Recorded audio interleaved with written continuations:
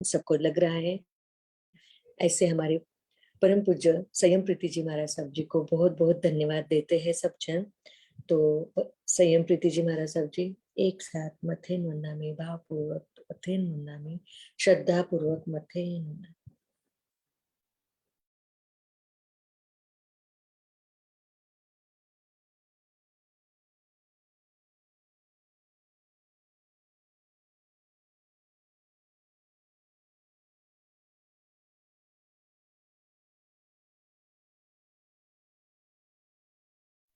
मा- महाराज साहब जी महाराज साहेबांचा अनम्यूट राहिलाय का? सर हाँ। बोलिए शांतिनाथ भगवान की जय, आचार्य भगवंत की जय। नमो रिहंताणं नमो सिद्धाणं नमो आयर्याणं नमो वज्रायाणं नमो लोये सवसाहोणं एसो पंचनमुकारो सव पावपनासनो मंगलानं च सव्येसिं परमं हवै मंगलम् परमं हवै मंगलम्। श्रीविंदर स्वामी महाराज आपकी आज्ञा, भगवान आपकी आज्ञा, गुरु गोविंद जी महाराज आपकी आज्ञा, आचार्य उमा स्वाति जी महाराज आपकी आज्ञा, तत्वार्थ सूत्र पर विवेचन करने की आज्ञा चाहते हैं। तुभ्यं नमः त्रिभुवनातिहराय नाथ, तुभ्यं नमः क्षितितलामलभूषणाय, तुभ्यं नमः त्रिजगतः परमेश्वराय, तुभ्यं नमो जिनभवोदधिशोषणाय, तुभ्यं नमो जिनभवोदधिशोषणाय। परम आदरणीय, परम वंदनीय, परम पूजनीय 2400 तीर्थंकर भगवान, पंच परमेश्वरी भगवान तथा ज्ञानी ध्यानी त्यागी तपस्वी समस्त ऊर्जा महापुरुषों के चरणों में भावपूर्वक वंदन। आराध्य गुरुदेव पूज्य श्री आचार्य भगवान तपसी जी महाराज साहब, पूज्य श्री माता जी महाराज साहब आदि समस्त ऊर्जा पुरुषों के चरणों में भावपूर्वक वंदन। आनंद संस्कार भारती वाणीभूषण पूज्य श्री प्रीति सुधा जी महाराज साहब, पूज्य श्री अरुण प्रभा जी महाराज साहब के चरणों में भावपूर्वक वंदन। यहाँ उपस्थित सभी धर्म प्रेमी श्रद्धावान जिज्ञासु भाइयों तथा सुशील बहनों, आप लोगों को कल की क्लास में थोड़ा अच्छे से ध्यान में आया, ये बात जानकर खुशी हुई। जो बात हम कहना चाहते हैं अगर वो आप लोगों को सहजता से समझ में आ जाए, आपके गले अगर बात उतर जाती है तो कहना सार्थक हो जाता है। तो आप लोग इतने ध्यान से सुनते हो, इतने अच्छे से ध्यान में लेते हो, तो आपको देखकर ही मन में ऐसे भाव अपने आप उत्पन्न होते हैं और अपने आप मन से शब्द मुंह से निकलते जाते हैं। उसमें मेरी कोई विशेषता है ऐसी बात नहीं है, वो आप लोग करवा के ले रहे हैं, ये आप लोगों की विशेषता है। तो कल हम निक्षेप देख रहे थे। निक्षेप का अर्थ हमने कल देखा था कि किसी भी अर्थ को मतलब जो वस्तु होती है या व्यक्ति होता है उसके अर्थ का व्यवस्थित निश्चय करना और निश्चित रूप से उस अर्थ को समझना, ये निक्षेप कहा जाता है। निक्षेप यानी रखना, किसी का नाम रखना, स्थापना रखना, द्रव्य भाव, ये 4 प्रकार के निक्षेप होते हैं। तो कल हमने नाम निक्षेप और स्थापना निक्षेप 2 प्रकार के निक्षेप देखे थे। तो दोनों निक्षेप हमने काफी विस्तृत चर्चा कल की थी। आज हमारा तीसरा निक्षेप है। तीसरे निक्षेप का नाम है द्रव्य निक्षेप। द्रव्य निक्षेप का अर्थ क्या होता है? द्रव्य का ऐसे अर्थ क्या होता है कि जो गुण और पर्यायों से युक्त होता है वो द्रव्य होता है। तो द्रव्य दृष्टि से जो देखा जाता है, जो भी वस्तु है उसको द्रव्य दृष्टि से देखना, मतलब नियत दृष्टि, नित्यता की दृष्टि से देखना। और दूसरा अर्थ ये भी उसका होता है, द्रव्य निक्षेप किसे कहते हैं कि हम वर्तमान में किसी भी वस्तु या व्यक्ति को उसके भूतकाल के संदर्भ से पुकारते हैं या भविष्य के संदर्भ से उसको पुकारते हैं। जैसे कोई छोटा सा राजकुमार है, अभी उसका जन्म हुआ है, छोटा सा है, पर उसको भावी राजा वो होने वाला है, इसलिए उसको अभी ही राजा कहना। मतलब अभी राजकुमार है, अभी राजा हुआ नहीं है, होने वाला है, भविष्य में कभी होगा, तो उसको अभी से राजा कहना, ये द्रव्य निक्षेप है। जैसे किसी लड़के ने अभी मेडिकल कॉलेज में एडमिशन ली है, अभी एडमिशन ली है कॉलेज में, वो पढ़ेगा, उसकी प्रैक्टिकल होगा, कितनी उसकी इंटर्नशिप होगी, बहुत टाइम लगेगा उसको, 7-8 साल उसके ऐसे ही बीत जाते हैं, बाद में वो डॉक्टर बनेगा। पर वो आगे डॉक्टर बनने वाला है, पर उसको अभी ही डॉक्टर कहना। अभी उसने कॉलेज में एडमिशन ले ली ना, मेडिकल कॉलेज में वो जा रहा है, तो उसको डॉक्टर कहना। ये है द्रव्य निक्षेप। जो भविष्य में होने वाला है उसको अभी कहना, उसको द्रव्य निक्षेप कहते हैं। या भूतकाल में जो घटित हो चुका है उसको अभी कहना, अभी उसके साथ कोई संबंध नहीं है पर फिर भी अभी उसको कहना। जैसे कोई डॉक्टर है, बहुत बड़े डॉक्टर थे, पहले डॉक्टर थे और बहुत ज्यादा उनका व्यवसाय चलता था, बहुत लोगों को उनका उनसे फायदा होता था, बहुत लोगों की बीमारियां वो ठीक करते थे, अच्छी ट्रीटमेंट देते थे, नामांकित डॉक्टर थे। पर पहले थे, अभी वो रिटायर हो चुके हैं, अभी वो डॉक्टरी का कुछ काम नहीं करते हैं, रिटायर हो चुके हैं, पर फिर भी अभी उनको डॉक्टर साहब ही कहना। अभी डॉक्टर का व्यवसाय करते नहीं है, डॉक्टरी का कुछ उपयोग करते नहीं है, मरीजों को देखते नहीं है, जांचते नहीं है, कुछ ट्रीटमेंट नहीं देते हैं, कुछ भी नहीं करते हैं, पर फिर भी उनको डॉक्टर कहना, क्योंकि वो पहले डॉक्टर रह चुके हैं। तो जो पहले रह चुके हैं अभी नहीं है, फिर भी उनको अभी वर्तमान में डॉक्टर कहना। या जो भविष्य में होने वाला है, अभी सिर्फ उसने पढ़ाई शुरू की है तो भी उसको डॉक्टर कहना। तो ये भूत या भविष्य की दृष्टि से वर्तमान में उसको उस दृष्टि से पुकारना, इसको कहते हैं द्रव्य निक्षेप। मतलब इसमें द्रव्य की दृष्टि होती है, द्रव्य की दृष्टि से उसको पुकारा जाता है। भूतकाल में था या भविष्य में होगा, वो वर्तमान में भले ही नहीं है, पर भूत भविष्य में होगा या होने वाला है या हुआ है, तो उसको अभी पुकारना, ये द्रव्य निक्षेप है। ऐसे द्रव्य निक्षेप का क्षेत्र बहुत विस्तीर्ण है, क्योंकि बहुत बातें ऐसी है कि जो पहले हो चुकी है और उसको हम अभी वर्तमान में कहते हैं, या जो आगे होने वाली है उसको अभी वर्तमान में कहते हैं। जैसे कोई पहले वकील थे, वकालत करते थे, तो पहले बहुत वकालत करते थे और इसमें कोर्ट में जाकर बहुत मुकदमे जो जीतते थे, बहुत नामांकित वकील थे। पर अभी उन्होंने छोड़ दिया है वकालत करना, अभी वो सिर्फ घर में है, अपना अपना धर्म ध्यान करते हैं या दूसरा कुछ काम करते हैं, वकालत का काम नहीं करते हैं, फिर भी उनको वकील साहब ही हम पुकारते हैं। ये व्यवहार भाषा है, व्यवहार में हम ऐसा ही बोलते हैं, क्योंकि उनकी पहचान हमारे दृष्टि में वही हो गई है कि वो वकील साहब ही है। तो पहचान जो हमारी हो गई है, तो उस पहचान के हिसाब से हम उनको पुकारते जाते हैं। तो ये हो गया द्रव्य निक्षेप, इसको बोलते हैं द्रव्य निक्षेप। भविष्य में होने वाला या भूतकाल में जो हो चुका है उसको वर्तमान में कहना। इसमें वस्तु के भूतकालीन या भविष्यकालीन अवस्था को, भूतकालीन अवस्था या भविष्यकालीन अवस्था को वर्तमान में भी उसी नाम से पुकारना, पहचानना, ये द्रव्य निक्षेप होता है। भूतकालीन अवस्था हो या भविष्यकालीन अवस्था होने वाली हो, उसको वर्तमान में उसी नाम से पहचानना, उसको कहते हैं द्रव्य निक्षेप। हमारे वाणी का व्यवहार थोड़ा विचित्र होता है, कभी कभी भूतकालीन स्थिति को हम वर्तमान में प्रयोग करते हैं और या भविष्यकालीन स्थिति को भी वर्तमान में प्रयोग करते हैं। तो ये जो हमारे वाणी का प्रयोग होता है, जो व्यवहार की भाषा हमारी होती है, तो इसमें झूठ जैसा कुछ नहीं होता है, असत्य बात नहीं होती है, बात सत्य है, पर उसको हम द्रव्य निक्षेप के द्वारा देखते हैं, इसलिए वो सत्य लगती है।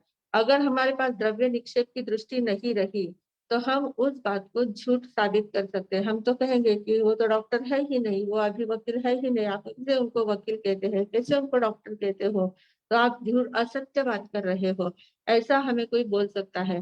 पर हम उनको जवाब दे सकते हैं कि नहीं, हम द्रव्य निक्षेप से बात करते हैं, द्रव्य निक्षेप से बात सत्य है, असत्य नहीं है।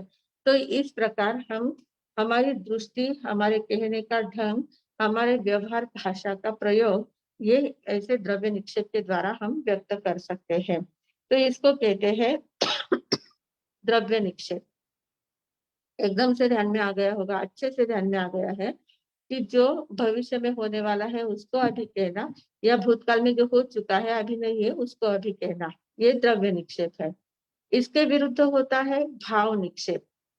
भाव निक्षेप यानी क्या, इसको न भूतकाल की अपेक्षा है, न वर्तमान की अपेक्षा, भविष्य काल की अपेक्षा है, भूत और भविष्य दोनों को नहीं देखता है। भाव निक्षेप क्या है? वर्तमान समय में क्या है उसी को भाव निक्षेप कहते हैं। वर्तमान समय में जो कार्य हो रहा है, जो व्यक्ति जो कार्य कर रहा है, उसको उसी रूप में संबोधित करना, ये भाव निक्षेप है। जैसे डॉक्टर साहब है, डॉक्टर साहब जब मरीज को तपास रहे हैं, मरीज की ट्रीटमेंट कर रहे हैं, वो अपना काम कर रहे हैं, कुछ उनका ऑपरेशन वगैरह कर रहे हैं या जो भी कुछ ट्रीटमेंट कर रहे हैं, तो जिस समय वो मरीज को तपास रहे हैं, मरीज के ऊपर ट्रीटमेंट कर रहे हैं, उसी समय उनको डॉक्टर कहना, अन्यथा उनको डॉक्टर नहीं कहना। वो घर में बैठे हैं, बच्चों के साथ खेल रहे हैं, तो उस समय उनको डॉक्टर नहीं कहना, वो उस समय वो साधारण गृहस्थ ही है। पर जिस समय डॉक्टर का काम कर रहे हैं उसी समय उनको डॉक्टर कहना, ये भाव निक्षेप है। मतलब भाव निक्षेप जो होता है वो वर्तमान पर्याय को देखता है, वर्तमान पर्याय को ही स्वीकार करता है। तो वर्तमान पर्याय को स्वीकार करने वाला मतलब पर्याय की दृष्टि वाला जो होता है वो भाव निक्षेप होता है। वर्तमान पर्याय को देखने वाला पर्याय दृष्टि वाला जो कथन होता है उसको भाव निक्षेप कहते हैं। और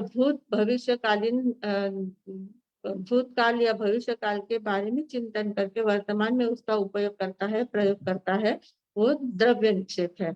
द्रव्य की दृष्टि वाला द्रव्य निक्षेप है, पर्याय की दृष्टि वाला भाव निक्षेप है। इस ऐसा दोनों में अंतर है। तो जो जिस समय, अब जैसे वकील साहब है, वो जिस समय कोर्ट में मुकदमा लड़ा रहे हैं, मुकदमा उनका चल रहा है, वो अपनी दलीलें पेश कर रहे हैं, उसी समय उनको वकील कहना, उसके अलावा उनको वकील नहीं कहना, ये भाव निक्षेप है। तो द्रव्य निक्षेप और भाव निक्षेप दोनों में इतना अंतर है। द्रव्य निक्षेप सभी को स्वीकार करता है, उसको वर्तमान पर्याय की कोई अपेक्षा नहीं रहती है, वो द्रव्य निक्षेप है। और भाव निक्षेप को सिर्फ वर्तमान पर्याय की ही अपेक्षा होती है। रसोईया जब होता है, कुक जो होता है, जिस समय वो रसोई बनाता है उसी समय उसको कुक कहना, उसी समय उसको रसोईया कहना। रसोई बनाने का काम पूरा होने के बाद उसको रसोईया नहीं कहते हैं, ये भाव निक्षेप की दृष्टि से। और द्रव्य निक्षेप वो कभी भी रसोई बनाता हो या नहीं बनाता हो, पहले उसने बनाई थी या आगे बनाने वाला हो, तो उसको अभी भी रसोईया ही कहना, ये द्रव्य निक्षेप है। ऐसे दोनों में बहुत ज्यादा अंतर है। निक्षेप हमारा जो होता है वो प्रत्येक वस्तु पर घटित होता है, प्रत्येक व्यक्ति और प्रत्येक वस्तु पर, क्योंकि हर एक कोई भी वस्तु हो उसका कुछ न कुछ नाम तो होता ही है। वस्तु हो या व्यक्ति हो, उसका कुछ न कुछ नाम जरूर होता है, नाम से ही हम उसको पहचानते हैं। उसकी प्रतिकृति भी होती ही है, उसकी आकृति होती है, उसका प्रकार होता है, उसकी स्थापना भी होती है कहीं कहीं। तो वस्तु की या व्यक्ति की फोटो निकालते ही तो वो स्थापना ही हो गई। तो ऐसे स्थापना भी होता, हर एक वस्तु की या व्यक्ति की स्थापना भी होती है। फिर भूत या भविष्य में उस वस्तु में कुछ द्रव्यात्मक स्थिति होती है। द्रव्य उसकी अवस्था भूतकाल में अलग थी, भविष्य काल में कुछ होने वाला है, भूतकाल में कुछ होके गया है, वो अवस्था उसकी होती ही है। मतलब कुछ ना कुछ क्रियाएं उसके द्वारा होती रहती है, तो उसको हम वर्तमान में कहते हैं। तो ये द्रव्य निक्षेप की दृष्टि से हो गया। तो द्रव्य उसमें होता ही है, वस्तु में भी द्रव्य होता है, व्यक्ति में भी द्रव्य होता है। व्यक्ति का द्रव्य यानी आत्म द्रव्य है, वस्तु का द्रव्य यानी पुद्गल द्रव्य है, अजीव द्रव्य है। जीव द्रव्य अजीव द्रव्य ये द्रव्यात्मक दृष्टि उसमें होती है, तो इसलिए वो द्रव्य निक्षेपी है। और हर एक वस्तु और व्यक्ति में पर्याय वर्तमान की अलग अलग होती ही रहती है। पर्याय की दृष्टि से भावात्मक जो दृष्टि है, भावात्मकता से हम उसको वर्तमान में पहचानते हैं। तो वर्तमान की क्रिया के आधार पर उसको संबोधित करते हैं, तो वो भाव निक्षेप हो गया। मतलब हर एक वस्तु हो या व्यक्ति हो, हर एक वस्तु और व्यक्ति में नाम, स्थापना, द्रव्य और भाव, ये चारों बातें होती ही है। इसलिए सभी में ये निक्षेप जो है वो सभी द्रव्य में लागू पड़ता है, सभी वस्तुओं में या व्यक्तियों में ये घटित होता है। वस्तु की जो संज्ञा दी जाती है वो नाम निक्षेप होता है, जो आकृति होती है वो स्थापना निक्षेप होता है, वस्तु का जो मूल द्रव्य है वो द्रव्य निक्षेप है, और वर्तमान पर्याय है वो भाव निक्षेप है। इस प्रकार पर्याय ये अभेद दृष्टि है। अभेद दृष्टि निक्षेप हमें बताता है कि हर एक वस्तु में या हर एक व्यक्ति में ये दृष्टि होती है। तो निक्षेप के द्वारा हम वस्तु के स्वरूप का जो कथन करते हैं, वस्तु की जो पहचान करते हैं, वस्तु में जो नाम स्थापना आदि रखते हैं, वो हमें निक्षेप दृष्टि बतलाता है कि कैसे होता है, कैसे उसके नाम निक्षेप कैसे हुआ है, स्थापना निक्षेप कैसा है, द्रव्य निक्षेप कैसा है, भाव निक्षेप कैसा है। इसके द्वारा वस्तु और व्यक्ति का परिचय हमें कराता है। तो ये बहुत बड़े हमारे ज्ञान का विषय है। हमारे निक्षेप का जो विवेचन होता है ना, वह भाषा को नियत अर्थ देता है। नियत अर्थ देने, निश्चित अर्थ देने वाला होता है। निक्षेप का विवेचन जो होता है, निक्षेप की जो हम परिभाषा देखते हैं, निक्षेप का जो वर्णन हमने सुना है, उसके द्वारा क्या होता है, वस्तु को नियत अर्थ देता है। भाषा हमारी जो होती है वो नियत अर्थात्मक भाषा, निश्चित अर्थात्मक भाषा होती है और उसकी दृष्टि हमें महत्वपूर्ण दृष्टि देने का काम निक्षेप करता है। तो इसलिए इसका ज्ञान करना बहुत जरूरी है। हमारे शास्त्रों में भगवान महावीर ने जो सिद्धांत हमें बताए हैं, वे इतनी सूक्ष्मता से बताए हैं, इतना दीर्घ उसमें चिंतन किया है, गहनता से चिंतन किया हुआ है। उसके ऊपर अगर हम ध्यान करते हैं, उसके ऊपर चिंतन मनन करते हैं, तो हमारा ही ज्ञान अंदर अंदर से खुलता जाता है। ज्ञान खोलने में बहुत ज्यादा ये उपयोगी होता है, बहुत महत्वपूर्ण साधन होते हैं ये दृष्टियां। जो इसकी दृष्टियां जो है, सिद्धांतों की जो दृष्टियां है, ये एक एक सूत्र हमारे ज्ञान को खोलने का काम करता है, ज्ञान को स्पष्ट रूप देने का काम करता है। तो बहुत महत्वपूर्ण सूत्र ये निक्षेप का है। तो हमने 5वां सूत्र देखा है, कौन सा? नाम स्थापना द्रव्य भावतः तन्यासः। नाम स्थापना द्रव्य भावतः तत् न्यासः। न्यासः यानी निक्षेप। निक्षेप और न्यास एक ही अर्थ का है। तो ये 5वां सूत्र हमने देखा, उसके द्वारा हमने निक्षेप की दृष्टि को जानने का प्रयास किया है। अब 6वां सूत्र जो है हमारा, 6वां सूत्र क्या है? तत्व जो हमने देखे थे पहले, 9 तत्व हमें बताए थे। चौथे सूत्र में 9 तत्वों के नाम बताए थे, 7 तत्वों के नाम बताए थे, 7 या 9 तत्व होते हैं। तो जीवा, जीवाश्रव, बंध, निर्जरा, मोक्षा तत्वम, ये जो सूत्र बताया गया था, तो इस सूत्र में तत्व की परिभाषा बताई थी और तत्व क्या होते हैं, कैसे होते हैं, वो डिटेल हमने जाना है। तो अब आगे के सूत्र में कहते हैं कि तत्वों को जानने के उपाय क्या है। तत्वों को किस उपाय से जाना जाता है, किस तरीके से, किस साधन से हम तत्वों को जान सकते हैं। तो ये 6वां सूत्र उसके लिए दिया है कि प्रमाण नयैरधिगमः। प्रमाण नयैरधिगमः। प्रमाण नय के द्वारा, नयैहि यानी नय के द्वारा, प्रमाण और नयों के द्वारा अधिगमः, अधिगमः यानी ज्ञान होता है, तत्वों का ज्ञान हमें होता है, तत्व हमारी समझ में आते हैं। अब प्रमाण और नय, ये क्या बात है? किसको प्रमाण कहना, किसको नय कहना? हमारे यहाँ जो सिद्धांत बताए गए हैं, दार्शनिक जो तत्व है, दर्शन शास्त्र जो हमारा है, उस दर्शन शास्त्र में ये प्रमाण, नय, निक्षेप, सप्तभंगी, ये सारे प्रकार बहुत आते हैं। इसमें बहुत डिटेलता से वर्णन आता है। स्याद्वाद है, अनेकांतवाद है, ये सारे शब्द टिपिकल वर्ड्स जो होते हैं, उनका बहुत गहन अर्थ भरा हुआ है। तो प्रमाण और नय, ये उसमें बहुत विस्तार से आता जाता है। प्रमाण और नय यानी क्या है? दोनों, प्रमाण और नय दोनों के द्वारा हमें ज्ञान होता है, तत्वों का ज्ञान होता है। अब दोनों के द्वारा अगर तत्वों का ज्ञान होता है, तो दोनों में अंतर क्या है फिर? प्रमाण अलग कहा है, नय अलग कहा है। प्रमाण नयैरधिगमः, प्रमाण और नयों के द्वारा ज्ञान होता है, ऐसा कहा गया है। तो प्रमाण और नय में क्या अंतर है? तो कहते हैं कि जो वस्तु होती, जो द्रव्य होता है, द्रव्य अनंत धर्मात्मक होता है। अनंत धर्मात्मक मतलब क्या? धर्म यानी गुण। हर एक द्रव्य में गुण होते हैं, और गुण कितने होते हैं? अनंत गुण होते हैं। 6 द्रव्य है, 6 द्रव्यों में अनंत गुण होते हैं। हम सिर्फ आत्मा के गुण देखते हैं कि आत्मा में ज्ञान है, दर्शन है, चारित्र है, सुख है, आनंद है, वीर्य है, पुरुषार्थ है, ये सारे आत्मा के गुण हम देखते हैं।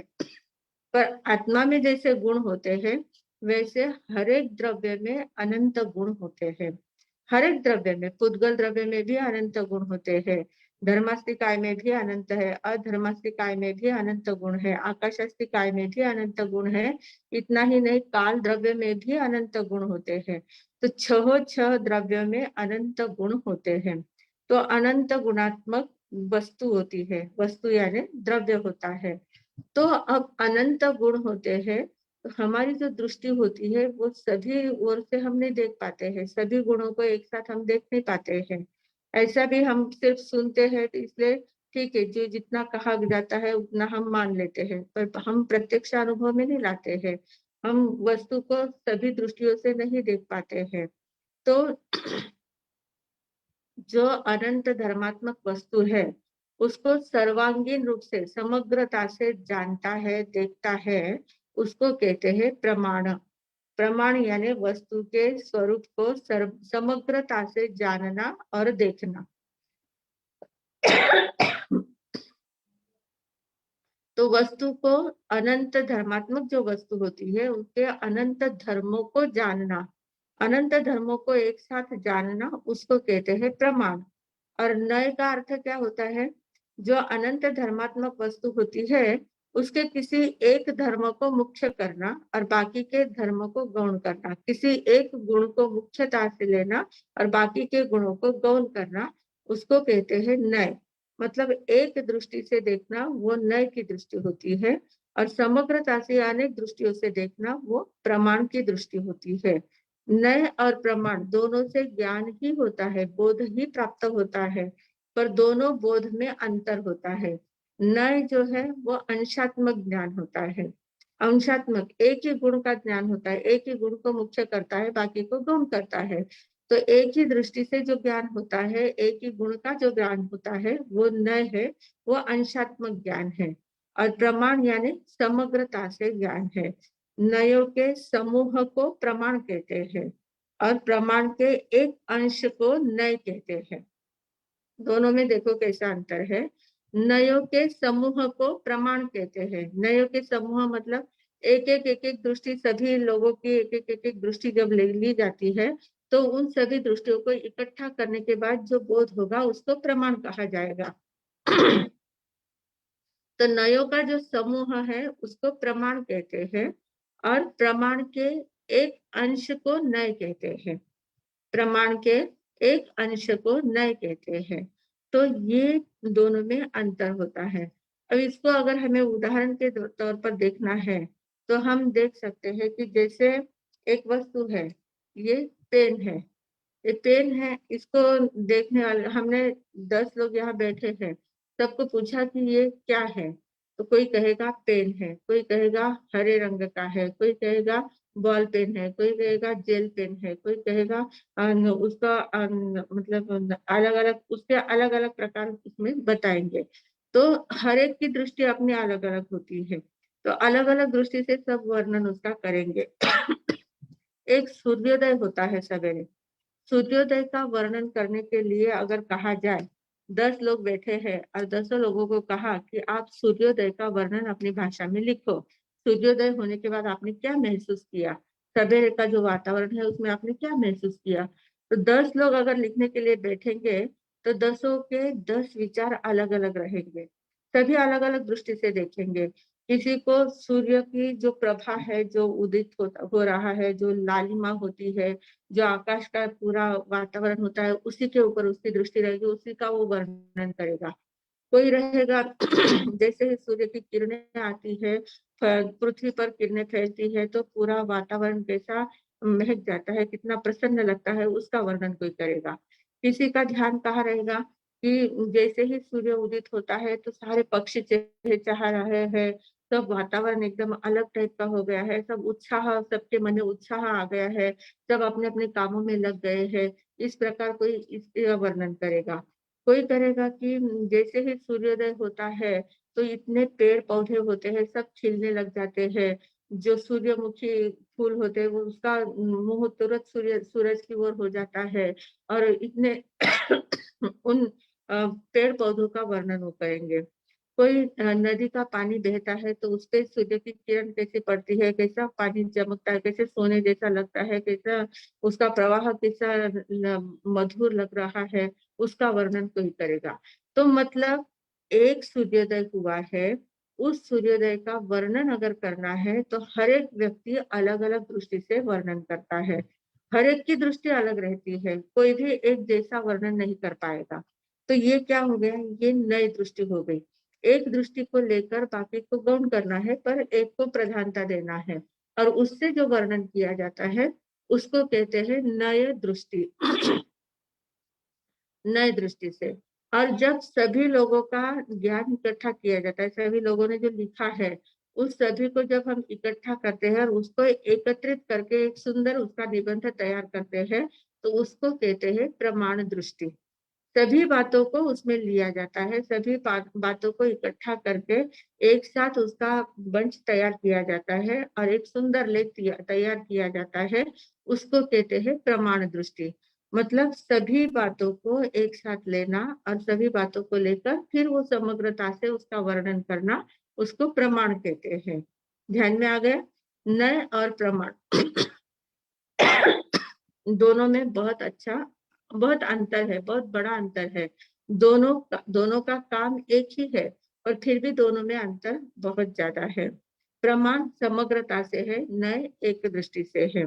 अब जैसे इसके लिए और भी उदाहरण आता है, जो प्रज्ञाचक्षु लोग होते हैं, 6 प्रज्ञाचक्षु लोग, 4-5 प्रज्ञाचक्षु लोग हैं और 4-5 प्रज्ञाचक्षु यानी जिनको आंखों से दिखता नहीं है, ऐसे वो लोग हैं और उनके सामने हाथी खड़ा कर दिया है, बड़ा हाथी उनके सामने खड़ा कर दिया है।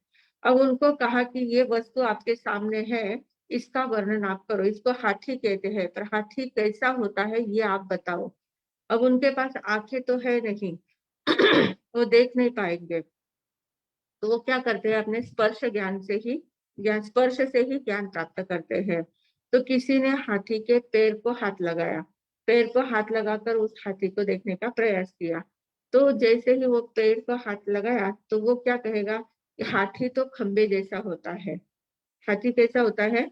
खंबे जैसा होता है।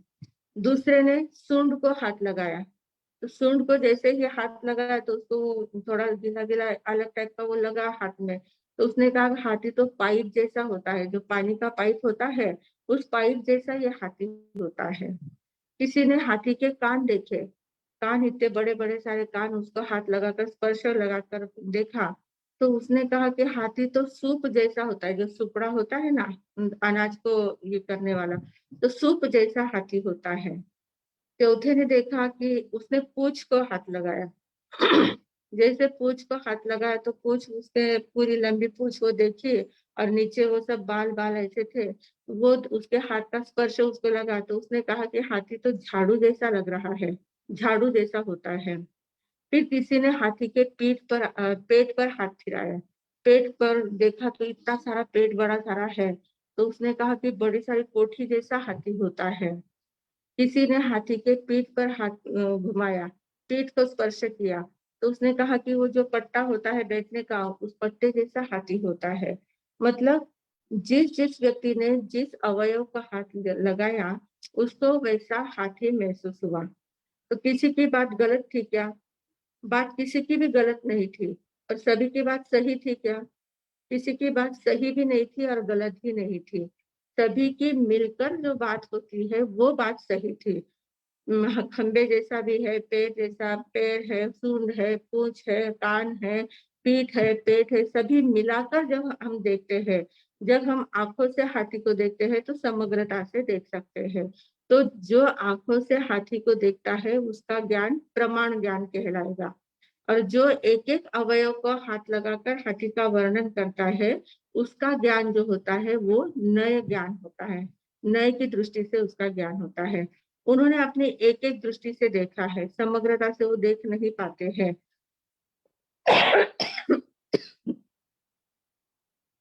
तो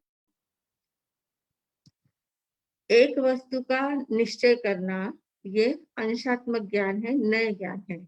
जैसे आत्मा का वर्णन करना है तो आत्मा अनंत धर्मात्मक है, पर किसी की द्रव्य दृष्टि पर जाती है, द्रव्य पर दृष्टि जाती है, तो वो क्या कहता है कि आत्मा नित्य है, क्योंकि द्रव्य नित्य होता है, द्रव्य में नित्यत्व गुण है, तो वो नित्यत्व गुण की अपेक्षा से वो कहेगा कि आत्मा नित्यत्व है। तो आत्मा नित्यत्व है सिर्फ कहने से वो एकांत हो जाएगा। वो क्या कहता है, आत्मा नित्यत्व भी है। नित्यत्व ही है कहा तो एकांत हो जाएगा, वो झूठा हो जाएगा, उसमें मिथ्या धारणा हो जाएगी, क्योंकि ही नहीं है, एक नित्यत्व ही नहीं है आत्मा में। आत्मा में नित्यत्व भी है, अनित्यत्व भी है। द्रव्य की दृष्टि से नित्यत्व है, पर्याय की दृष्टि से अनित्यत्व है। ध्यान में आया? पर्याय सतत बदलती रहती है, तो पर्याय जब बदलती है तो वो अनित्यत्व है, नित्य नहीं रहती है, हमेशा एक जैसी पर्याय नहीं रहती है, पर्याय सतत बदलती रहती है। तो पर्याय की दृष्टि से अनित्यत्व है और द्रव्य की दृष्टि से नित्यत्व है। पर अगर ये दृष्टि जो है ये नई दृष्टि हो गई, नित्यत्व कहना या अनित्यत्व कहना ये नई दृष्टि हो गई। पर नित्यानित्यत्व है द्रव्य जो है वो नित्यानित्यत्व है, नित्य भी है अनित्य भी है, नित्यानित्य गुण उसमें है, ये कहना प्रमाण की दृष्टि हो गई। इसको प्रमाण दृष्टि कहते हैं। द्रव्य में अस्तित्व गुण भी है, व्यक्तित्व गुण भी है, द्रव्यत्व गुण भी है, प्रदेशत्व गुण भी है, प्रमाणत्व गुण भी है, अगुरु लघुत्व गुण भी है। बहुत सारे गुण होते हैं। तो ये सारे गुणों से युक्त जो द्रव्य होता है वो सच्चा द्रव्य कहलाता है। तो ये दृष्टि जो है वो प्रमाण की दृष्टि कहलाती है। और सिर्फ एक ही दृष्टि को लेना ये नय की दृष्टि कहलाती है। सिर्फ अस्तित्व गुण कहा तो वो नय हो गया, सिर्फ वस्तुत्व गुण कहा तो वो भी नय हो गया। तो ये प्रमाण की दृष्टि हो गई है। तो नय और प्रमाण ये दोनों में ऐसा अंतर होता है, दोनों के द्वारा होता है ज्ञान, दोनों के द्वारा होता है, नय के द्वारा भी ज्ञान होता है, प्रमाण के द्वारा भी ज्ञान होता है। पर नय के द्वारा होने वाला ज्ञान कैसा होता है, अंशात्मक ज्ञान होता है, जो हमारे पास है। छद्मस्त का ज्ञान जो होता है वो नय के द्वारा नय ज्ञान जैसा होता है, नय के समान ज्ञान होता है। और जो सर्वज्ञ का ज्ञान जो होता है, सर्वज्ञता जिनको प्राप्त हो चुकी है, जो सर्वज्ञ हो चुके हैं, ऐसे केवली भगवान है, तो उनकी दृष्टि कैसी है, समग्रता की दृष्टि होती है। वे समग्रता से देखते हैं, हर एक द्रव्य को वो पूर्णतः देखते हैं, उसका भूत भविष्य वर्तमान सभी काल देखते हैं, सभी अवस्थाएं देख सकते हैं, सभी तीनों लोग को, तीनों कालों को व्यवस्थित एकदम एक साथ वो देख सकते हैं। तो उनकी दृष्टि कैसी है, प्रमाण दृष्टि है, उनकी दृष्टि प्रमाण दृष्टि होती है। और हमारी दृष्टि कैसी होती है, हमारी नय दृष्टि होती है।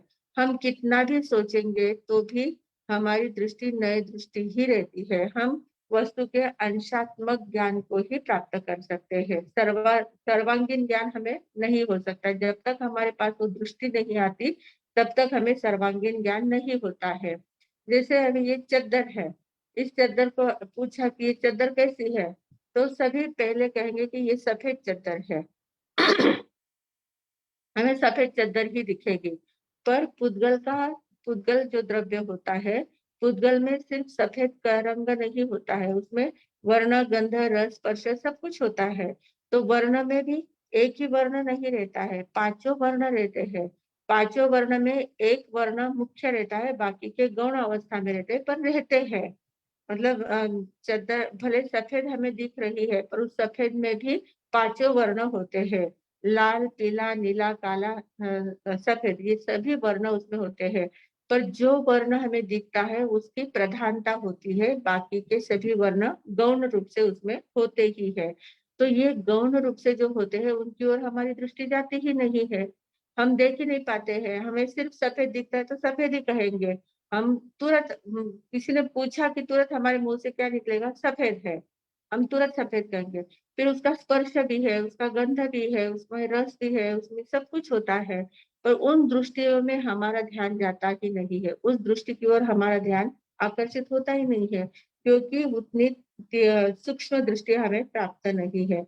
हम बहुत स्थूल दृष्टि से हर एक वस्तु का, हर एक व्यक्ति का, हर एक बात का वर्णन जो करते हैं या जो देखते हैं, जो जानते हैं, वो सारा बहुत स्थूल दृष्टि से जानते हैं। इसलिए हमें कहते हैं कि जो इंद्रिय ज्ञान, क्योंकि हम इंद्रियों के द्वारा ज्ञान को ग्रहण करते हैं, इंद्रियों के माध्यम से जो ज्ञान किया जाता है, पहले तो हमारी इंद्रियां ही बहुत कमजोर होती है, बहुत सीमित ज्ञान को ग्रहण करती है। उस इंद्रियों के रेंज में जितना आता है उतना ही ज्ञान हमें प्राप्त होता है।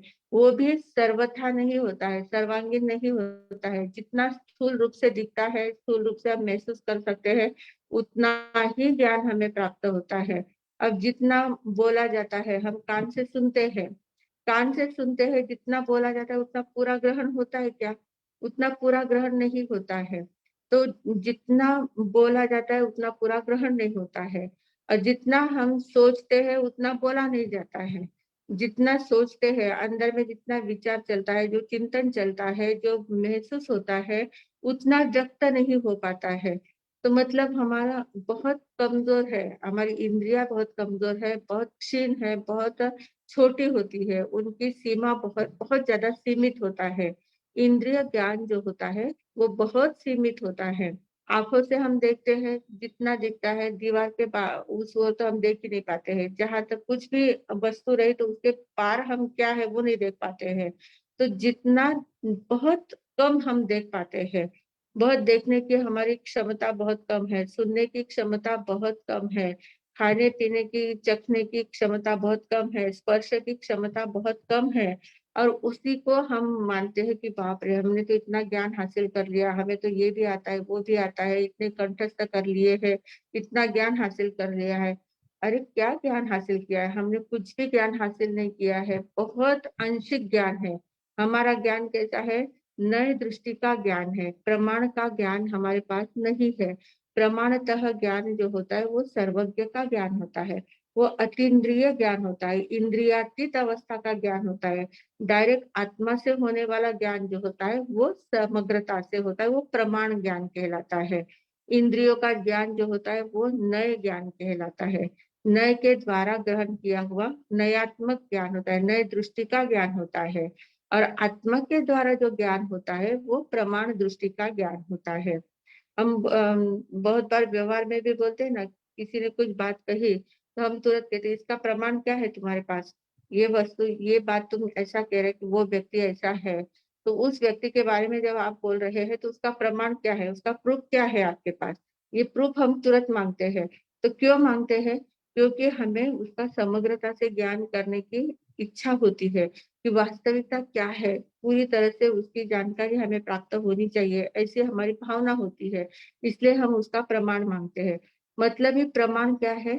प्रमाण यानी समग्रता का ज्ञान होता है, पूरा वास्तविकता का ज्ञान होता है, पूरी तरह से जानने का क्षमता उसमें आती है। तो ऐसा ये प्रमाण ज्ञान होता है। और नए ज्ञान कैसा होता है? अंशात्मक होता है। तो ये प्रमाण नयैरधिगमः, प्रमाण और नय ये दोनों अधिगम है। किसके अधिगम है?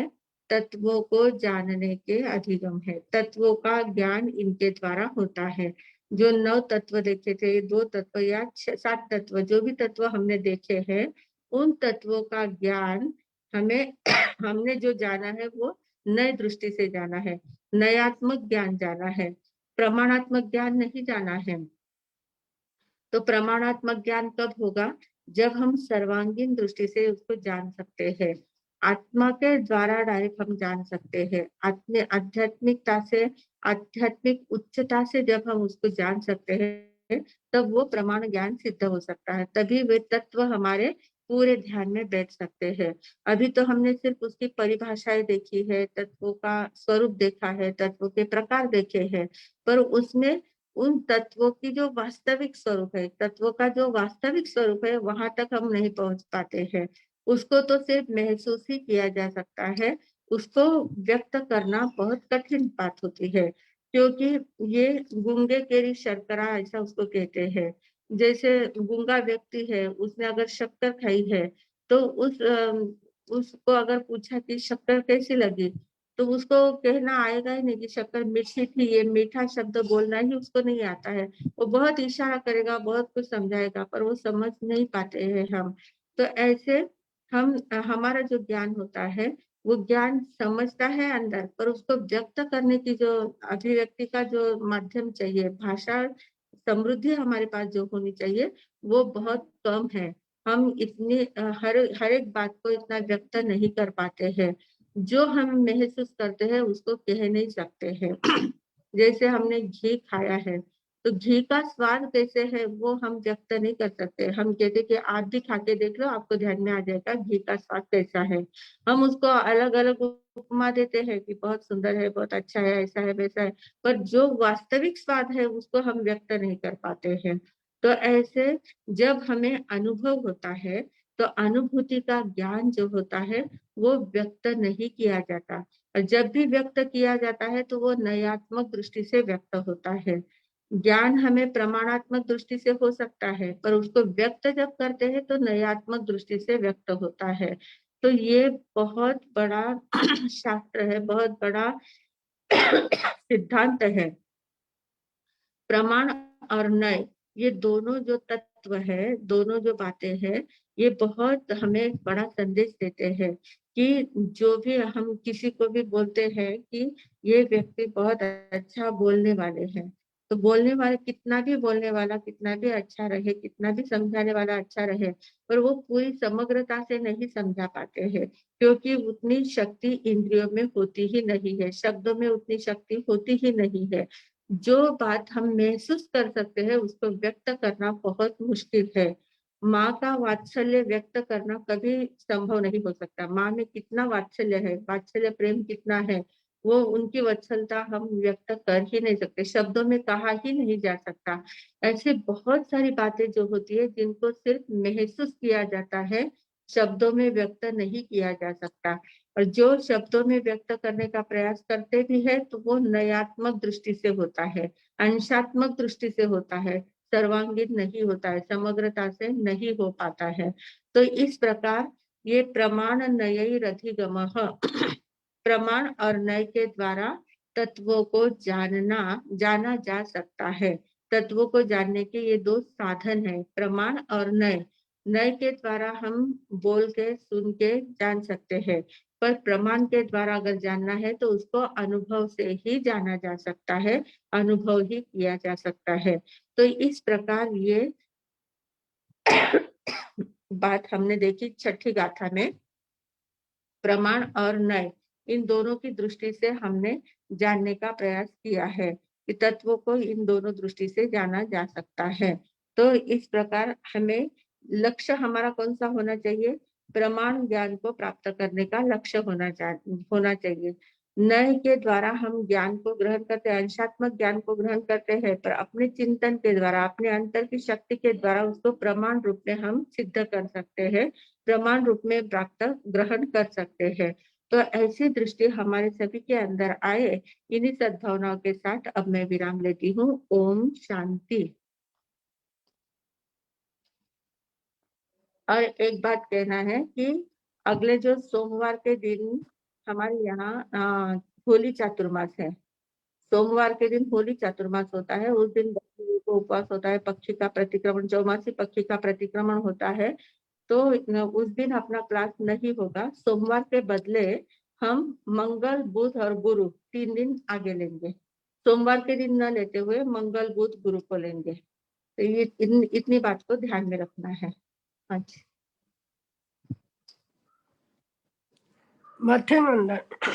हाँ, सभी विद्वान साधक भावपूर्वक नमस्कार।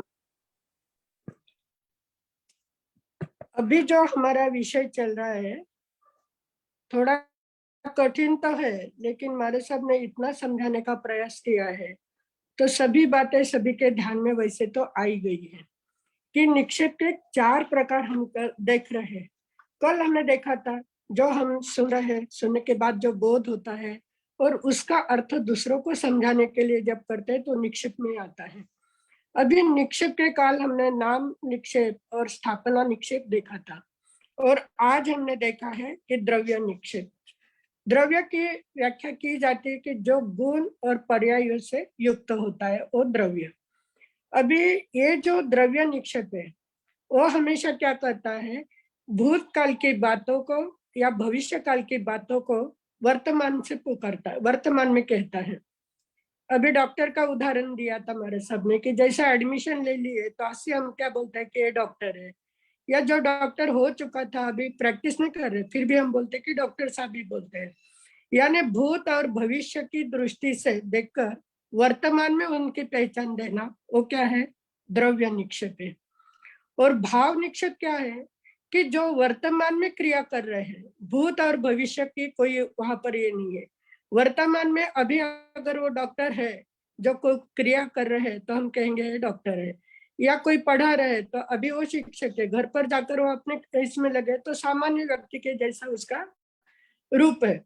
लेकिन जिस समय जो क्रिया कर रहे हैं उसको उसके अनुसार बोलना वो भाव निक्षेप है। फर्क दोनों में एक है कि भाव निक्षेप वर्तमान काल से ही बोला जाता है और द्रव्य निक्षेप भूतकाल की दृष्टि से और भविष्य काल की दृष्टि से बोला जाता है। तो द्रव्य निक्षेप बंद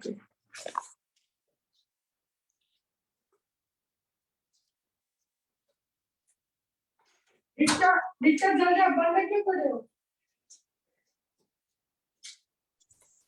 चालू है रिचा चालू है क्या? चालू है मासी जी। आवाज आ रही क्या मेरी? हाँ हाँ आ रही है। आपके ऐसे कुछ तो दब गया था व्हाइट बोर्ड का, वो हो गया। अच्छा अच्छा। तो द्रव्य निक्षेप और भाव निक्षेप, द्रव्य की दृष्टि से द्रव्य निक्षेप और पर्याय की दृष्टि से भाव निक्षेप, ये दो बातें हम अच्छी तरह से ध्यान रखेंगे कि हमेशा द्रव्य भूत और भविष्य की दृष्टि से बोलता है और भाव निक्षेप सिर्फ वर्तमान की दृष्टि से बोला जाता है। अभी तत्वों को आगे बताया है। अभी हमने 4 निक्षेप तो देख लिए, नाम, स्थापना, द्रव्य, भाव, निक्षेप देख लिए। लेकिन तत्वों को जानने के लिए जो आज उपाय बताए हैं कि प्रमाण और नय, इन दोनों के बारे ही तत्वों को जाना जाता है। अभी दर्शन शास्त्र में नय, प्रमाण, सप्तभंगी ऐसे बहुत सारे सायद्वाद, अनेकवाद सारा उल्लेख आता है। तो वो उसको जानने का हम प्रयास करेंगे। अभी प्रमाण का इतना अच्छा बताया है कि जिसमें अनंत गुणात्मक, अनंत गुण है, अनंत धर्म है, उसको क्या कहा जाता है, प्रमाण। अभी अनंत गुणात्मक या अनंत धर्मात्मक होते हैं, उसको जान समग्र दृष्टि से जानना वो क्या है, प्रमाण। जैसे शक्कर है, शक्कर को देखते हम कहेंगे वो छोटी है, मीठी है, थोड़ी कम मीठी है। एक एक वस्तु को अनेक दृष्टि से देखना वो क्या है, प्रमाण है। और एक अंश से ही देखना, अंशिक ज्ञान, न यानी क्या है, अनंत गुणात्मक जो वस्तु है उसके एक गुणों को ही जानना है, उस गुण को जानकर ही हम जो वर्णन करते हैं वो क्या है, नय दृष्टि है। कि जैसा अभी हमारे सबने बताया था कि सूर्योदय का वर्णन अगर किसी को करने को कहा है तो 10 लोग अलग अलग करेंगे, क्योंकि हर एक की दृष्टि में एक दृष्टि होती है। अंशात्मक दृष्टि जो है उसको क्या कहा जाता है, नय कहा जाता है। और समग्र दृष्टि से जो देख सकते हैं उसको प्रमाण कहा जाता है। अभी जो हम छद्मस्थ अवस्था में, संसारी अवस्था में अभी तक इतना ज्ञान हमें प्राप्त नहीं हुआ, तो हमारा सारा ज्ञान कैसा है, जो तत्व भी हम जानते हैं तो क्या करते हैं, आंशिक प्रमाण में जानते हैं। जो महसूस करते हैं वो पूरी तरह से व्यक्त नहीं कर पाते हैं। जैसे आत्मदर्शन हो गया, कैसे हुआ, क्या अनुभूति, बता नहीं सकते, खाली हम बोल सकते हैं। और कोई पूछता है कैसा हुआ तो आप भी प्रैक्टिस करो, आपको भी जब होगा तब आपको समझेगा कि आत्मदर्शन क्या होता है। या कोई वस्तु आपने खाई, अभी हमारे सबने उदाहरण दिया था, आपने घी खाया, घी का स्वाद कैसा है, तो स्वयं खाओगे तब वो क्या होगा, महसूस होगा, किसी के कहने से कुछ होने वाला नहीं। तो ये क्या है, समग्र दृष्टि से देखने की जो दृष्टि होती है वो सर्वज्ञ में होती है। सर्वज्ञ हमेशा भूत, भविष्य, वर्तमान कल जानते हैं, देखते हैं और उसी प्रकार वो क्या करते हैं, प्ररूपणा करते हैं। और हमारा कैसा होता है कि हमारा ज्ञान वैसा भी सीमित है। इंद्रिया में हमारी जितनी क्षमता, बहुत कम क्षमता है। हमें लगता है कि सारी इंद्रिया हमारी सशक्त है, सब कुछ सुनते हैं, देखते हैं, बोलते हैं, हलते चलते फिरते सारा कुछ है, हमें गर्व होता है कि हमारी सारी इंद्रियां कैसे हैं, स्वस्थ है। लेकिन अगर आध्यात्मिक दृष्टि से देखने गए तो जितना कुछ है इसमें, संसार में, विश्व में जितना कुछ है, हम एकदम आंशिक रूप से ही देखते हैं, क्योंकि हमारी इंद्रियों की क्षमता उतनी ही होती है। जितना सामने दिखता है, ज्यादा में ज्यादा आप थोड़े अंतर तक देख सकते हैं, लेकिन पूर्ण नहीं देख पाते। तो ये जो दृष्टि होती है वो छद्मस्त अवस्था में होती है।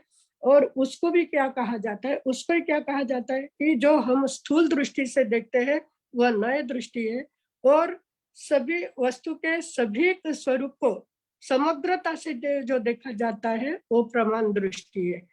तो आज का एक ध्यान में रखना है हमें कि द्रव्य और गुणों से युक्त वो क्या है, द्रव्य, और उस द्रव्य निक्षेप को हम भूतकाल की दृष्टि से या भविष्य की दृष्टि से देखते हैं, यह द्रव्य निक्षेप। और भाव निक्षेप वर्तमान में ही रहता है, वर्तमान के पर्याय को जानना वो क्या है, भाव निक्षेप। अब अभी हमारे क्लास है, क्लास में हमने आज क्या सीखा, तो कोई बात, कुछ बातें क्या करनी है, हमारे मन में ऐसा एक ये कर लेना है कि द्रव्य निक्षेप की व्याख्या क्या है, भाव निक्षेप की व्याख्या क्या है, नय क्या है, प्रमाण क्या है। अभी सभी को बहुत सारे उदाहरण देके हमारे साथ में अच्छे तरह से समझाने का प्रयास किया है। तो मुझे तो लगता है क्योंकि अभी जो सब सुन रहे हैं, सभी जिज्ञासु साधक यहाँ पर बैठे हुए हैं, सभी हम इतनी अच्छे से पढ़ाई कर रहे हैं, क्योंकि हमारे सब ने बोला है कि कल किसी के मन में कोई शंका नहीं, किसी ने कुछ प्रश्न नहीं पूछा, यानी आपने सभी ने अच्छी तरह से समझ लिया था।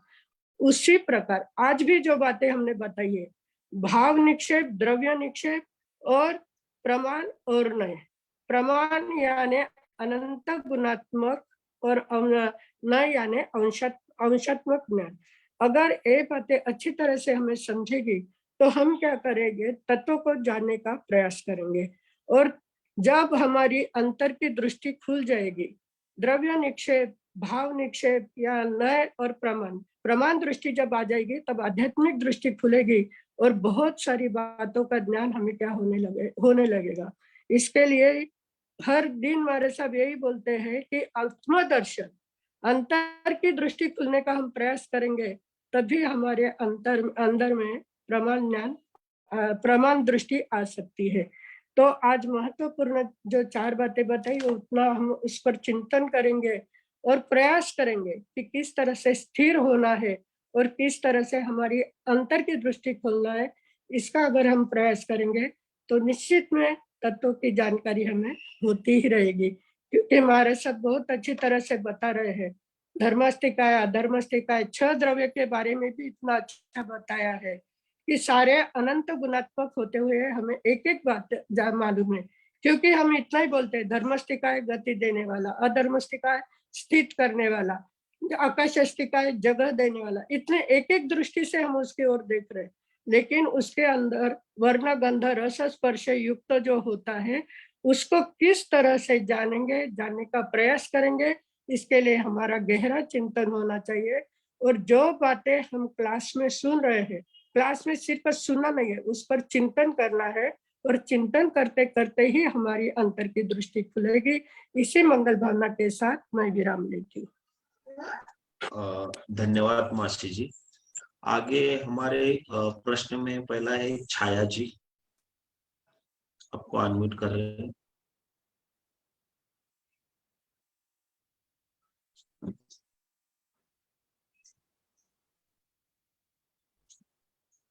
छाया जी ओके कीजिए वहाँ। हाँ बोलिए अभी। हाँ जय जिनेंद्र, मथे मी मारा सा। हाँ जी। मारा सब एक प्रश्न पूछना है कि जो सर्वज्ञ होते हैं तो वो बताते हैं कि आप पूर्व भाव में ऐसे थे इसीलिए आपको ऐसा कष्ट, उनको दिखता कैसे है, क्या वो अनुमान लगाते हैं? अनुमान नहीं लगाते हैं, उनको प्रत्यक्ष दिखता है।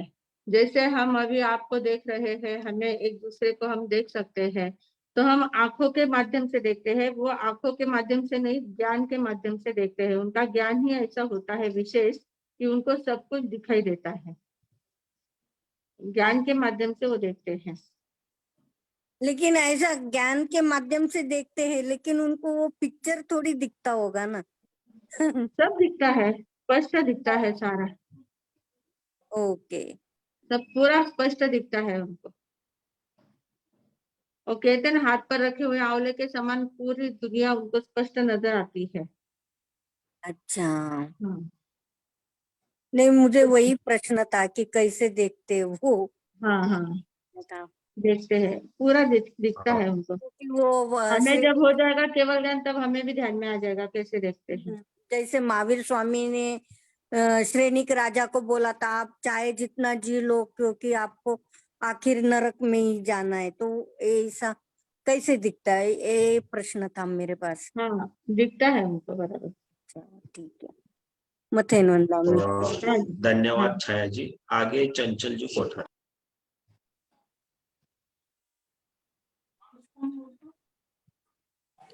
ಮತ್ತೇನಂದಂಗ ಮರ್ಸ हाँ जी, दयापन। मर्सा बाबा इन आराम में सर्वज्ञानी केवली तर काही गुंजाईश ही नाही.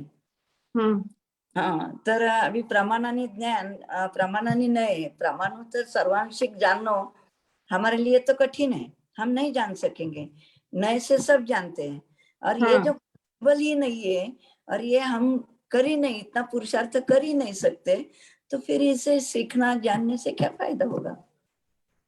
अगर हमने सीख के रखा है तो जब हमें होगा तब तो ध्यान में आएगा ना, हाँ इसी को प्रमाण कहते हैं, इसी को नहीं कहते हैं, हाँ ऐसा ही ज्ञान होता है। तो होने वाला ही नहीं है। सीखेंगे नहीं तो हमें पता कैसे चलेगा ना। नहीं, सीखेंगे नहीं। इम्पॉसिबल है ना। क्यों? होगा क्या केवल ज्ञान? केवल ज्ञान नहीं होगा, पर केवल ज्ञान का स्वरूप कैसे होता है। पढ़मम नाणम तवोदया कहते हैं, पहले हमें ज्ञान तो प्राप्त होना चाहिए कि कैसा होता है, स्वरूप कैसा होता है। इन सभी बातों को जब हम सीखते हैं, सीखेंगे, थोड़ा सा ध्यान में लेंगे, तब जब अवसर हमें मिलेगा तब हमें फटक से प्राप्त हो सकता है। उस समय हमारा पुरुषार्थ जागरूक हो सकता है। तो जब तक हमें पता ही नहीं है तो हम कैसे उसको ग्रहण कर सकते हैं ना। हाँ, पर अभी सीख के फायदा क्या होगा, ऐसे मेरे को पूछना था। सीख के फायदा तो होगा ही ना। सीख के गोडाउन में माल भर के रखा तो उसको कभी ना कभी फायदा तो होने ही वाला है ना। तो हाँ। अभी हम गोडाउन में अपने माल भर के रख रहे हैं, और आत्मा में ज्ञान तो है ही। तो वो आत्मा के ज्ञान को कैसे खोला जाता है, आत्मा का ज्ञान कैसे प्रकट हो सकता है, उन बातों को जब तक हम सीखेंगे नहीं, जब तक हम समझेंगे नहीं, तो हमें कैसे पता चलेगा ना। तो उसको हाँ, प्राप्त करने के लिए पहले हमें समझना जरूरी है। हाँ, चाबी तो चाहिए।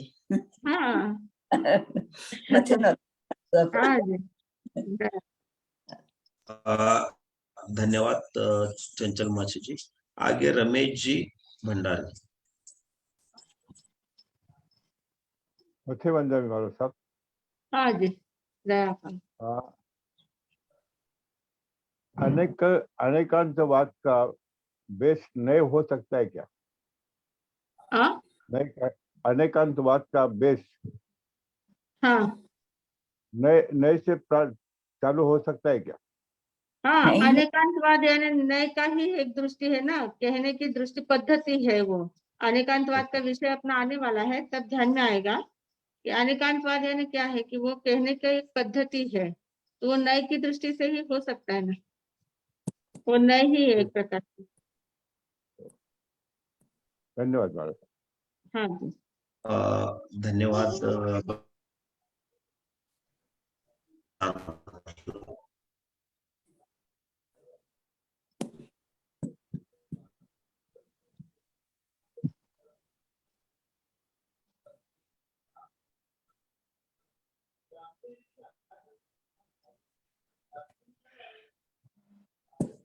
ओके कीजिए वहां।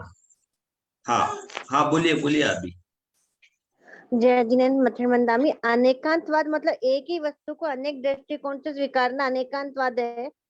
हाँ जी, अनेकांतवाद यानी सभी ओर से उसको स्वीकार करना। मतलब एकांतवाद क्या होता है कि मेरी ही बात सही है, मैं जो समझता हूँ वही बात सही है, ये एकांतवाद हो जाता है।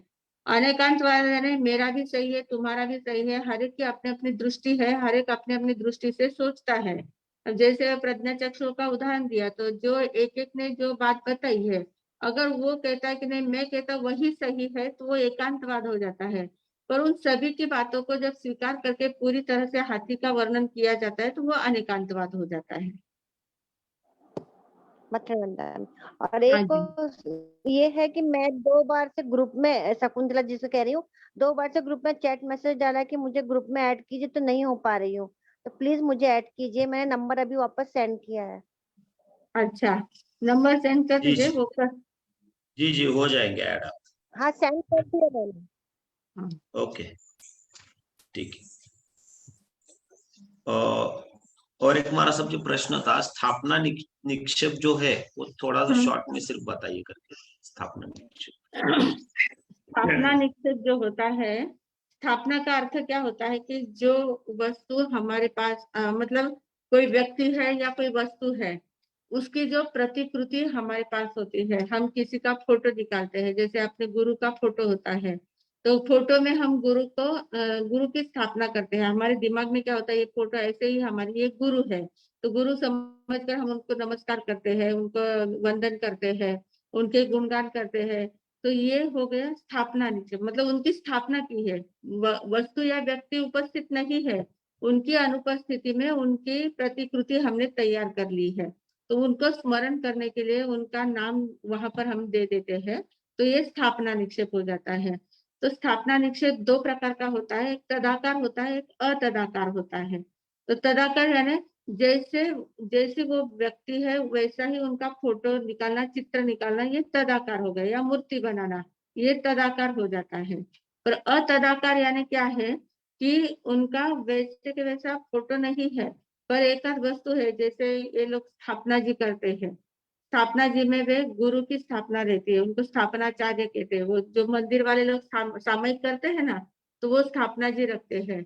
तो वो स्थापना जी में वे गुरु को स्थापित करते हैं, सामने जैसे गुरु है ऐसा वो मानते हैं। तो वो गुरु का आकार प्रकार उसमें कुछ नहीं है, सिर्फ उसमें भावना है कि ये हमारे गुरु की स्थापना है, गुरु की स्थापना यहाँ पर की है। ऐसे जो एक आध पत्थर रख दिया है, पत्थर को वो सिंदूर वगैरह कुछ लगा देते हैं, और उसमें भगवान की स्थापना कर लेते हैं, देवता की स्थापना कर लेते हैं। वो उनका वैसा आकार प्रकार नहीं होता है, पर वो उनके जैसा लगता है, उसमें हम स्थापना कर देते हैं। तो अपनी भावनाओं को उस अपनी कल्पना से उस व्यक्ति का या वस्तु का अमुक वस्तु में स्थापना करना, इसको स्थापना निक्षेप कहते हैं। ये स्थापना वास्तविक नहीं होती है, पर उसमें हमारी भावना वास्तविक होती है, कल्पना वास्तविक होती है। हाँ जी। एक अंतिम प्रश्न है अभी लुंकड़ इनका। मथुरनंदन बाबू जी, हाँ जी। तत्व को जानने के उपाय जैसा आपने परमाणु निर्णय बताए, उसी प्रकार नाम स्थापना से भी, मतलब चारों निक्षेप से भी अपन जान सकते हैं ना? हाँ? जैसे तत्वों को जानने के लिए आप कहा कि परमाणु निर्णय से हम जान सकते हैं तत्वों हाँ। को, जैसे नाम स्थापना जो है 4 निक्षेप, उससे भी जान सकते हैं ना? हाँ, नाम निक्षेप जो है वो तत्व को जानने का माध्यम नहीं है। नाम निक्षेप के द्वारा हम अपनी कल्पना से नाम रखते हैं, वस्तु की पहचान करते हैं। वस्तु की पहचान के लिए हम नाम करते हैं, नाम रख देते हैं, स्थापना करते हैं, उससे हमें तत्वों का ज्ञान नहीं होता है, पर जो हमारी भावना है वो भावना हम उसमें स्थापित करते हैं, वस्तु में या व्यक्ति में। पर तत्वों को जानने का काम जो है वो प्रमाण और नय के द्वारा ही होता है।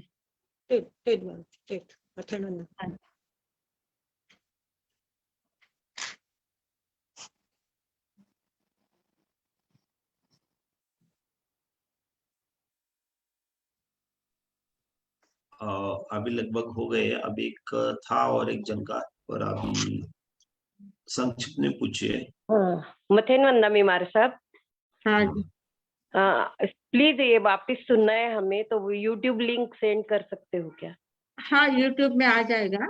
यूट्यूब कल वो लोड हो जाएगा, जैसे आएगा तो आपको भेज देंगे, इसमें ग्रुप में डाल देंगे। हाँ, मथेनवंदा में। लुंकड़ कुछ पूछना चाहते हैं क्या महेश भैया? कमल जय लुंकड़ कुछ पूछना चाह रहे हैं? नहीं, हो गया उनका, हो गया। कमला जी लोंगड़े इनका हो गया है। नहीं हो। हाँ जी, पचकान करवा दीजिए। हाँ, पचकान और मंगल। हाँ, ओम नवकार से पोरसी देर पोरसी के पचकान करना है, हाथ जोड़ ले। ओम शांती शांती शांती उगय सूर्य नवकार से पोरसी देर पोरसी आपापल्या धारणाप्रमाणे उपेक्षित पचकान अनर्थना भोगन सहसा कारणम सब समाही वत्या कारणम ओसिरे ओसिरे ओसिरे। कल का व्यासना अगर किसी का है तो हाथ जोड़ ले। ओम शांती शांती शांती उगय सूर्य व्यासनारा दोटक उपरांत दिवसना तिन्या रातना चविहार पचकान अनर्थना भोगनम सहसा कारणम सब समाही वत्या कारणम ओसिरे ओसिरे ओसिरे। कल का एकासना अगर किसी का है तो हाथ जोड़ ले। ओम शांति शांति शांति उगय सूर्य एकासनारा एकटक उपरांत दिवसना तिन्या रातना चविहार पचकान अनर्थना भोगनम सहसा कारणम सब समाही वत्या कारणम ओसिरे ओसिरे ओसिरे। एकासना व्यासना करने वालों को धन्यवाद, तपश्चर्या करने वालों को धन्यवाद। मंगल पाठ। पुनः ओम हम मिलेंगे मंगलवार के दिन। हाँ, महेश भैया, अगला क्लास अपना मंगलवार के दिन होगा। सोमवार के दिन होली चातुर्मास है, इसलिए उस दिन नहीं होगा। मंगलवार, मंगल बुध और गुरु 3 दिन होगा। 3 दिन होगा पर आगे के दिन। मंगल पाठ। ओम शांति शांति शांति। गुरुदेव की आज्ञा से चत्तारी मंगलम, अर्यंता मंगलम, सिद्धा मंगलम, साहू मंगलम, केवली पन्नतो धम्मो मंगलम। चत्तारी लघुत्तमा, अर्यंता लघुत्तमा, सिद्धा लघुत्तमा, साहू लघुत्तमा, केवली पन्नतो धम्मो लघुत्तमो। चत्तारी शरणम पवज्जामि, अर्यन्ते शरणम पवज्जामि, सिद्धे शरणम पवज्जामि, साहू शरणम पवज्जामि, केवली पन्नतम धम्मम शरणम पवज्जामि। 4 मंगल, 4 उत्तम, 4 शरणा, दुख हरणा, सुख करना और शरणा कोई, जो भवि प्राणी आदरे तो अक्षय अमर पद होय। बोले भगवान महावीर स्वामी की जय, आचार्य भगवंत की जय, पूज्य श्री माता जी महाराज साहब की जय, सब साधु संतन की जय, संस्कार भारती वाणी भूषण पूज्य श्री प्रीति सुधा जी महाराज साहब की जय, आज के आनंद की जय। परम पूज्य संयम प्रीति जी महाराज साहब जी को बहुत बहुत धन्यवाद, आभार आभार आभार। और आप सभी जन जो भी अध्ययन कर रहे हैं उनका भी बहुत बहुत धन्यवाद। Vardhman Education and Research Institute आप सभी का बहुत बहुत धन्यवाद देता है। अब हम मिलेंगे मंगलवार 7 तारीख रहेगा ना, नहीं 8 तारीख, 7 तारीख 7 मार्च को मिलेंगे। 7 मार्च को हम बराबर रात 9 बजे मिलेंगे। सभी को बहुत बहुत धन्यवाद। और सभी जन प्रयास करेंगे कि राइट टाइम 9 बजे जुड़ेंगे, क्योंकि लेट जुड़ते हैं उनको लिंक नहीं लगती है।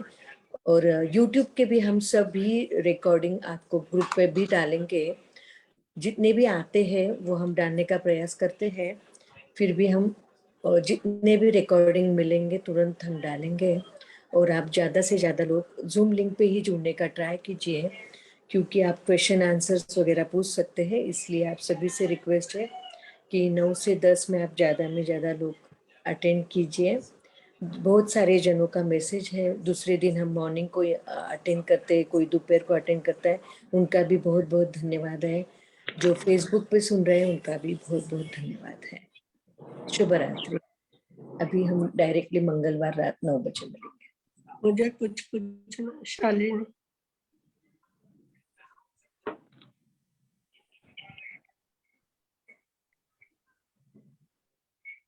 पूछिए शालिनी जी।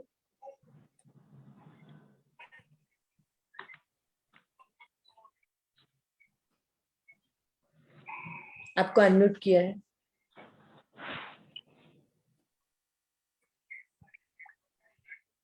नए के बारे में बता रहे तो शालिनी नए। जी। हाँ मथेर वंदामी। हाँ जी, मर ये नए के बारे में बता रहे ना आप, तो नए का कैसे अपन जान सकते हैं कि नए के बारे में? हमारा जो ज्ञान है ना वो सारा नयात्मक ज्ञान है। नए के बारे में मतलब हम वस्तु के एक अंश को जानते हैं, सिर्फ संपूर्ण ज्ञान हमें प्राप्त नहीं हो पाता है। तो अंशात्मक ज्ञान है वो नए का ज्ञान है। हमारे पास जो ज्ञान है वो नए का ज्ञान है, पूरा समग्रता का ज्ञान नहीं है। धन्यवाद। हाँ जी।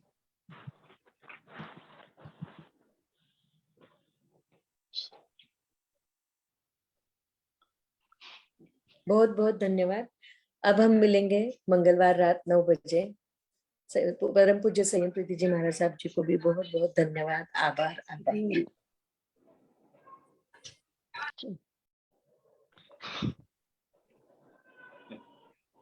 आपकी क्वेश्चन